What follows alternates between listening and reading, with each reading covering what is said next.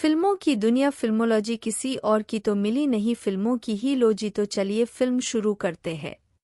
तो फिल्म की शुरुआत में पिछले कुछ सालों की घटनाओं को दिखाया गया है।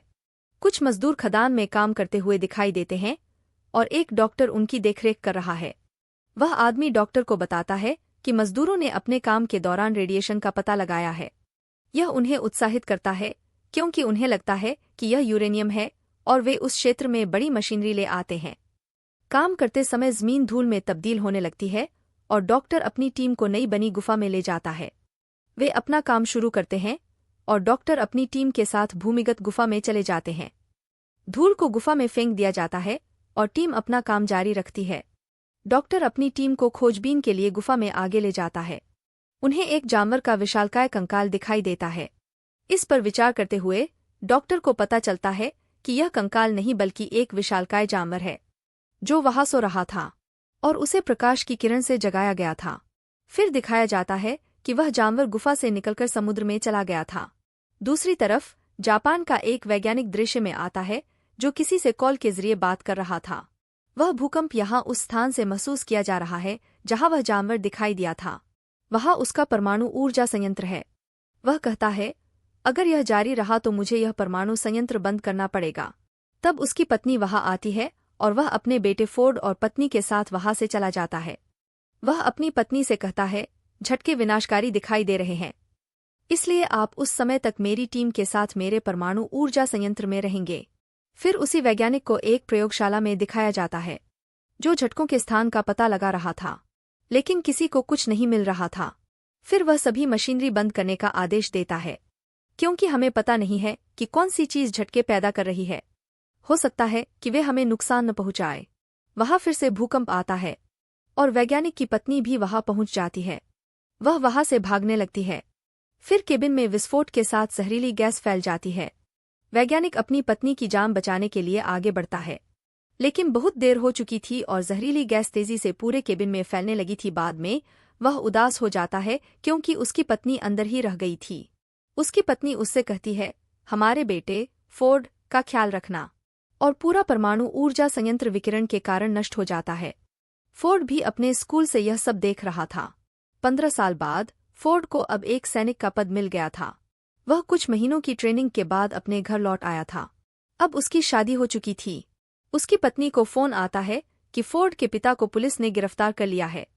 फोर्ड अपने पिता से नफरत करता था क्योंकि उसे लगता था कि उसकी मां की मृत्यु उसके पिता के कारण हुई थी। लेकिन वह अपनी पत्नी के सुझाव पर उनसे मिलने जाता है और वह अपने पिता को पुलिस की हिरासत से छुड़ाता है। वहां जाकर फिर दोनों घर वापस आते हैं। उसके पिता उससे कहते हैं, बेटा, यह कोई दुर्घटना नहीं थी बल्कि इसका कारण रेडिएशन थे और वही रेडिएशन एक बार फिर महसूस हो रहे हैं और उसे उस जगह जाने की वजह से गिरफ्तार किया गया था जिसे पुलिस ने प्रतिबंधित कर रखा था। वह बताता है कि मेरे दोस्त ने भी आवाजें महसूस की हैं। इसका मतलब है कि वहां से अजीब आवाजें सुनाई देती हैं। मुझे वहां जाकर जांच करनी होगी। मुझे यह साबित करना होगा कि उस दिन परमाणु संयंत्र का विस्फोट महज एक दुर्घटना नहीं थी। फिर फोर्ड भी अपने पिता के साथ वहां जाता है।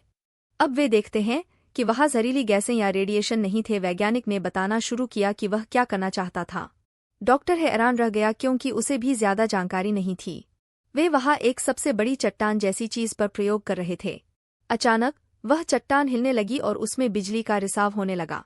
वह चट्टान टूट गई और वहां से एक विशालकाय जीव प्रकट हुआ। वह राक्षसी था और बिजली छोड़ते हुए लोगों पर हमला कर रहा था। फिर दिखाया गया कि वह जानवर परमाणु संयंत्र से निकलता है और खुद को मुक्त करता है। वह वहां से उड़ जाता है। अगले दिन कप्तान आता है और डॉक्टर को अपने साथ आने के लिए कहता है। डॉक्टर फोर्ड और वैज्ञानिक को भी अपने साथ ले जाता है, लेकिन इस घटना में वैज्ञानिक बुरी तरह घायल हो गया। वहां जाकर उनके सिर से पता चलता है कि यह कोई साधारण जीव नहीं है। यह पृथ्वी के विकिरणों के कम होने के साथ समुद्र में गहराई में चला गया था ताकि वह वहां से अपनी ऊर्जा बहाल कर सके। वे बताते हैं कि हमारी कंपनी भी इसे खोजने के लिए लगी थी। यह अभी भी जीवित है और इसका नाम गॉडजिला है। यह घटना इस जानवर की वजह से हुई थी जिसे लोग भूकंप मान रहे थे और यह चलते चलते जापान के परमाणु संयंत्र में आ गया क्योंकि उसे ऐसी जगह चाहिए थी जहां उसे एक बार में बहुत सारी ऊर्जा मिल सके। इसके साथ ही यह भी पता चलता है कि वहां वैज्ञानिक मर चुका है और वे सभी चिंतित हो जाते हैं। क्योंकि आज उसकी मौत की बारी है और आने वाले दिन कोई और व्यक्ति भी मर सकता है। तुरंत ही एक कॉल के जरिए सूचना मिलती है कि समुद्र रहस्यमयी विकिरणें उत्सर्जित कर रहा है। उन्हें पता चलता है कि वहां कोई प्राणी मौजूद है और वह जीव ऊर्जा प्राप्त करने के लिए परमाणु बम निगल रहा था। लेकिन उन्हें वहां कुछ और भी एहसास हो रहा था।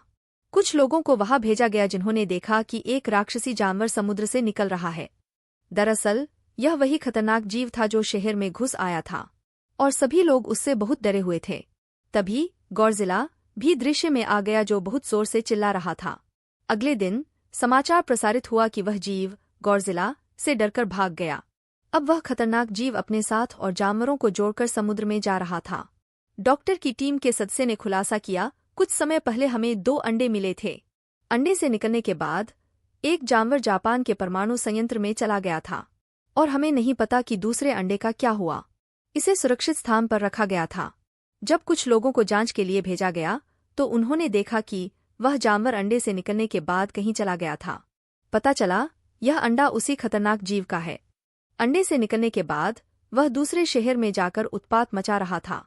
पुलिस इन दोनों जीवों से पूछताछ शुरू करती है। फिर दिखाया जाता है कि डॉक्टर किसी दूसरे जीव की फुटेज देख रहा है। यहाँ उन्होंने देखा यह जीव पंखहीन है, जैसे दूसरे जीव के पंख थे। जांच करते समय उन्हें पता चला कि यह मादा जानवर है जबकि पहला नर था। सैनिक होने के नाते फोर्ड को मिलिट्री के साथ हर जगह जाने के लिए भेजा जाता है ताकि वह उन जीवों को रोक सके। इसके विपरीत कैप्टन कहता है वे जीव तबाही मचा रहे हैं। फिर हेड उससे कहता है हमें उन्हें घातक परमाणु बम से उड़ाना होगा। फिर कैप्टन कहता है उन्हें इससे लाभ होगा क्योंकि उनके लिए परमाणु ऊर्जा की आवश्यकता है और वे इससे अधिक शक्तिशाली होंगे। हेड कहता है इसके अलावा हम क्या कर सकते हैं? जोखिम उठाना होगा। दोनों जीव अपनी ऊर्जा को बहाल करने के लिए समुद्र में जा रहे थे और उनमें विकिरण भर रहे थे क्योंकि समुद्र की गहराई उन्हें विकिरण प्रदान करने का स्रोत थी। दूसरी तरफ गॉडजिला उन्हें मौत के घाट उतारने आ रहा था, इसलिए वे परमाणु बम को अपने साथ रखते हुए उस समुद्र की ओर बढ़ते हैं। फोर्ड ने भी उन पर अपनी नजर रखी हुई थी। उन्होंने उस बम को एक नाव में रखा था। नरजीव उस नाव पर हमला करता है और उस परमाणु बम को लेकर चला जाता है। अब दोनों जीव उस परमाणु बम को लेकर चले गए थे क्योंकि उन्हें अपनी ऊर्जा का महान स्रोत मिल गया था। सेना और मुखिया की योजना पूरी तरह से विफल हो गई थी। उन्हें लगता है वे फलदायी परिणाम देने में असमर्थ हैं, इसलिए गॉडजिला हमारी जान बचा सकता है। फिर दिखाया जाता है वे जीव शहर में बड़ी तबाही मचा रहे थे। सौभाग्य से गॉडजिला भी वहां आ जाता है। सेना भी वहां थी। फिर दिखाया जाता है कि गॉडजिला उस प्राणी से भिड़ जाता है और उनके बीच लड़ाई शुरू हो जाती है। वे राक्षसी थे और लड़ते हुए बहुत सी चीजों को नुकसान पहुंचा रहे थे। सभी पीछे हट जाते हैं। वहां केवल नर प्राणी था, इसलिए गॉडजिला बिना किसी कठिनाई के उससे लड़ रहा था। वह नर प्राणी को मारने ही वाला था। तभी मादा प्राणी पीछे से आकर उस पर हमला करती है। अब गॉडजिला उन दोनों से अकेला ही लड़ रहा था। गॉडजिला के लिए उन दोनों को मारना मुश्किल हो रहा था। दूसरी तरफ दिखाया जाता है कि सैन्य अधिकारियों को भूमिगत घोंसले में बहुत सारे अंडे मिलते हैं। वे मादा प्राणी द्वारा दिए गए थे और उनकी हार गॉडजिला के लिए भारी बोझ बन गई। बम का समय निर्धारित करने के बाद सैन्य अधिकारी बाहर आते हैं। सभी अंडे खराब हो जाते हैं क्योंकि वह बम जल्द ही फट जाता है। यह देखकर नर और मादा प्राणी अपने अंडों के बारे में चिंता करने लगते हैं और दोनों गॉडजिला को छोड़कर वहां भाग जाते हैं। उस विस्फोट से गॉडजिला को फायदा हुआ क्योंकि उस विस्फोट का विकिरण ऊर्जा के रूप में उसके अंदर स्थानांतरित होने लगा। इसका प्रयोग करके उसने अपने मुख से उस ऊर्जा को दोनों प्राणियों पर छोड़ दिया। अब गॉडजिला और भी अधिक शक्तिशाली हो गया था और उसने अपनी पूरी शक्ति से दोनों प्राणियों के विरुद्ध भीषण युद्ध किया। यहाँ गॉडजिला नर प्राणी को मार देता है। उसे देखकर मादा प्राणी क्रोध में आ जाती है। सेना ने उसके अंडों को खराब कर दिया था, इसलिए वह भी उसके क्रोध का कारण थी। फिर वह फोर्ड की ओर आगे बढ़ती है और गॉडजिला उसे पीछे से पकड़ लेता है। अपना मुंह खोलकर गॉडजिला उसमें से सभी विकिरणों को उस प्राणी में डाल देता है। परिणामस्वरूप वह बहुत पीड़ा सहने के बाद मर जाता है। फोर्ड भी बुरी तरह घायल हो जाता है, लेकिन सैन्य अधिकारी उसे चिकित्सा सहायता प्रदान करने के लिए ले जाते हैं। अगले दिन गॉडजिला दृश्य पर आता है। लोग सोच रहे थे कि वह मर चुका है। थक जाने के कारण गॉडजिला अपनी आंखें बंद करके लेट गया। जागने पर वह समुद्र में जाने के लिए चलना शुरू करता है। वास्तव में वह किसी को नुकसान पहुंचाने के लिए यहाँ नहीं आया था। उसे केवल उन खतरनाक प्राणियों से द्वेष है।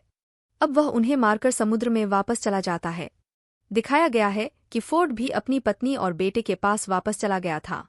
सब कुछ न्यायसंगत हो जाता है और फिल्म भी इसी के साथ पूरी होती है।